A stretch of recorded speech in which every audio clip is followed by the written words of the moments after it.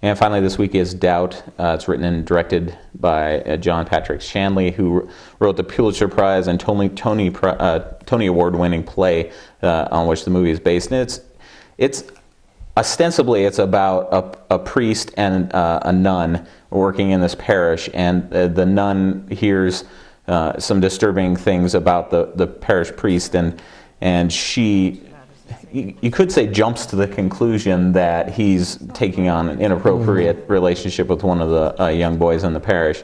And but that's not really what the movie's about. And I mean, we could tell you whether or not the priest did it or not, and that wouldn't really necessarily ruin the movie, because it's more about the cost of not only the suspicion, but the way that the church has historically covered up this sort of thing, and the personal cost, especially to the nun. Because, I mean, she's essentially losing her faith, because and really that's the cost of the movie, and that's what it's more what it's about than it is really about did he or didn't he do it. The movie is pretty clear about it, but it never comes out and says whether he did or whether he didn't.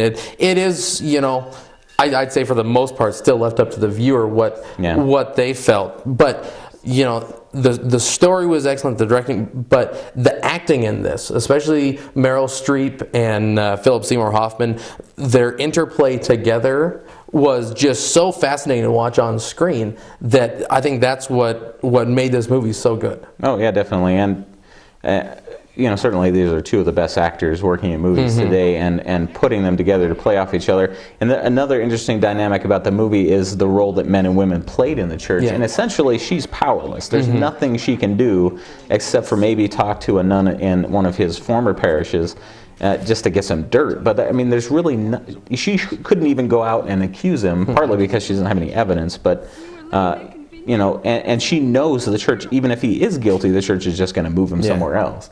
And it's all. And Viola Davis, who plays the young boy's mother, there's one scene, and it's really it's 10 minutes of screen time, but probably the most shocking I've seen in a movie in a long time, because of her reaction to what the accusations levied against this priest about her own son.